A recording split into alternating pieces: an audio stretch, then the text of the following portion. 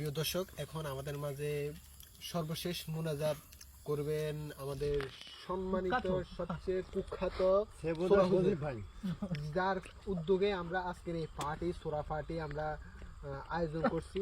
তো আমরা পার্টির শেষ প্রান্তে এসে গেছি। তো এখন মুনাজাত হবে আমাদের শ্রদ্ধেয় সূরা ভাই, সূরা হুজুর, কুখ্যাত হুজুর, আন্তর্জাতিক খ্যাতি সম্পন্ন মুহাদ্দিস আলহাজ হযরত মাওলানা সজিবুল মোল্লা।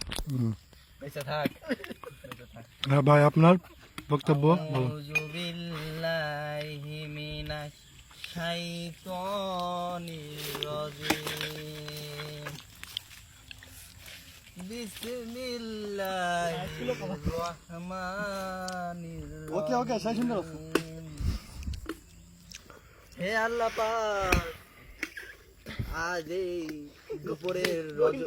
দুপুরের গভীর রজনীতে আমরা একদল চোর বান্দা নাইকেল গাছের দরবারেতে হাজির হয়েছি। আল্লাহ পাক,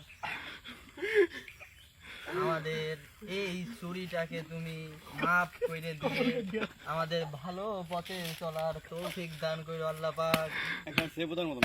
আল্লাহ পাক, অনেক গুনাহ করেছি দেশে থাকতে, ভাবিলাম বিদেশ এসে ভালো হয়ে যাব আল্লাহ পাক।